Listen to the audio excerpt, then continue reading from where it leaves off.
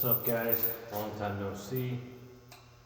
I don't know what episode this is, but we're back under the hood. Today I'm going to share with you a project for a beginner to intermediate fabricator that is going to run into this sooner than later, and that is building a fab table. I have seen so many sketchy fab tables that will get your legs cut off for sale on Marketplace and in other people's shops that I'm just like, Jesus, you're gonna die. So what we're doing here is Buddy's design, and we're making this one 4 foot by 14 foot, super long and skinny. This is gonna be for railing and just general use, like put stuff on. We also have this wider one that's closer to 6 feet wide. We're doing chimney caps, more square projects. I wanted one that was gonna be a lot longer and skinnier so that I can reach over and grab the other side of the railing when we're building a railing. I'm short as hell, so I have a problem grabbing my last 7th and 8th welds on my rails. So we're doing this one. The one I have in my shop is a 5 by 10 or a 4 by 10, which is a lot cheaper because you can grab those plates that are not cut. You're just grabbing a plate that's going to be slightly out of square, and you just got to keep that in your mind when you're building off of it. What he likes to do here is we take a master sheet, which is sometimes as big as an 8.5 by 20, and cut a CNC rectangle out of, so we know that these corners are dead nuts 90 degrees, and that's how I build everything, is off my corners. And then when I get at the other end, I can measure off of it and constantly stay square without having to cross measure and doing a lot more aggravating, inaccurate, I feel, compared to letting the CNC run the show. And if you build your table that way, it's going to cost you a lot more money to have that plate cut, but I think it's worth it.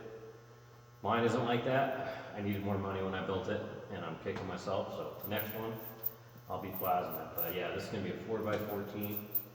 So what we're going to show you here is basically kind of like a basic design, and I'm doing this whole thing on 110 power, actually, which a lot of you are going to cringe right now, but we don't have our 220 hooked up yet. I need to get this thing built. All this is 1/8 inch wall tubing, so we're within 110 parameters, really. So it goes to show for you guys, a lot of you guys are starting out with a lot less money, and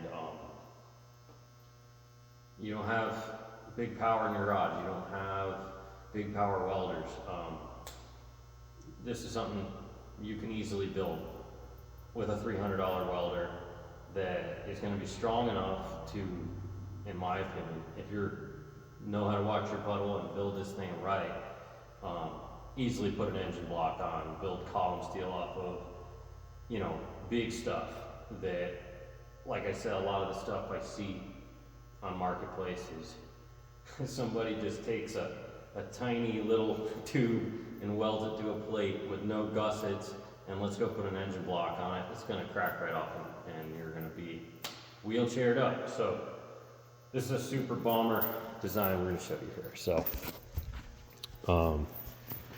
what we do is basically make a tube rectangular frame with an angle rectangular frame, attach the outside of that, and then I've got all these braces down, split 6 even wide. And what that's going to do is, this is upside down obviously, once we flip this over, all of this plane at the bottom is all one plane, and it gives us a ton of spots to weld to. In the middle here, you'd have welds stitching the plate, we don't have the plate yet, to it, and that keeps you from having humps in your table. And like this one, we have a little bit of problem with this one. See this amount of stick out that we have from there? That has caused us a little bit of hell.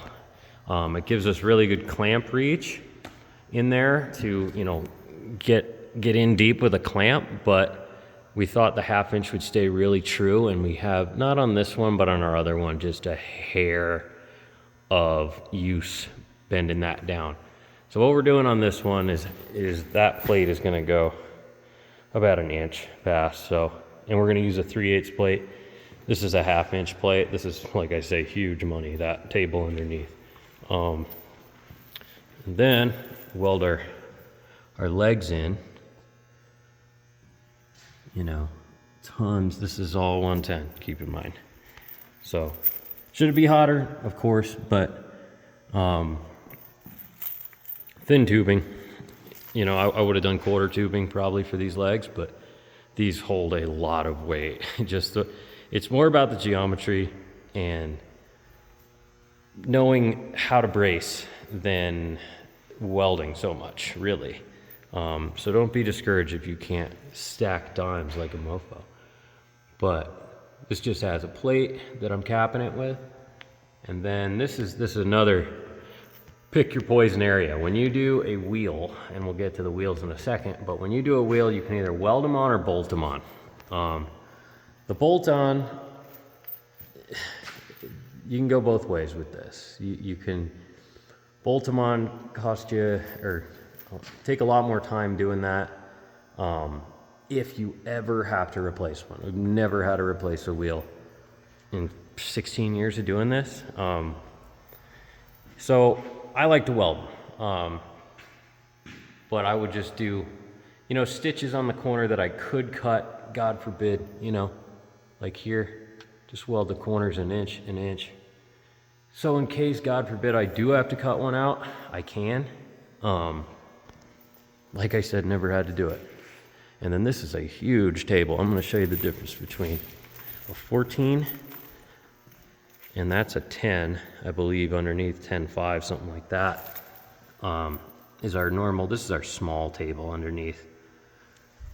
We lost our big table in a gambling bet, so building a good excuse to build a longer, skinnier railing table. Here you can see, you know, didn't bevel this. This is a non-paying deal, you know, so this would be a lot. It would be fully welded out, 220 and everything if it was a customer's, but you know, you got to say, like, how is this gonna possibly break in here once this is welded in 3 spots? And this is kind of the stuff I'm talking about. Is the welding is not so much, it's more about how you brace it and where you weld your little bit of welding. And that could save you a lot of consumables. A lot of people probably aren't thinking about consumables.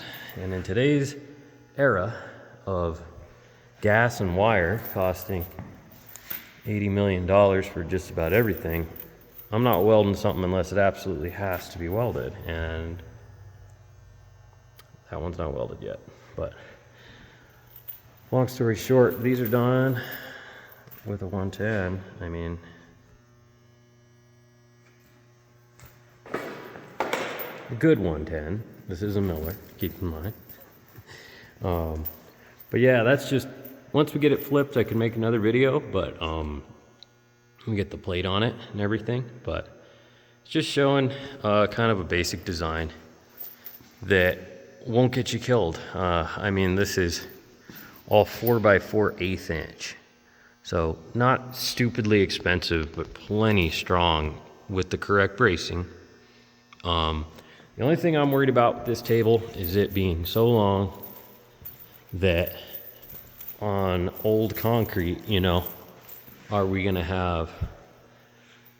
need a sixth set of wheels in the middle? But I don't think so. I think this is gonna hold strong enough with this angle attached to it, because once this angle is beef, man. So this is 4x4 3/8 angle that we're gonna weld, stitch it all the way down, weld the perimeter, and once that is attached to that tube and talking to that, you got more than enough strength here for anything you want to do.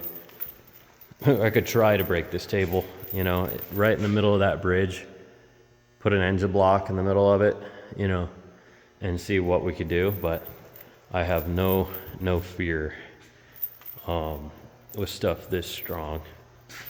But the key word is selecting good materials and knowing where to brace it, and not so much your welding. Welding too, obviously, but a lot of you are just starting out, and a lot of you don't have the money. And that's why I'm here, because I was there. I'm still there. All right, kids, catch you on the next one.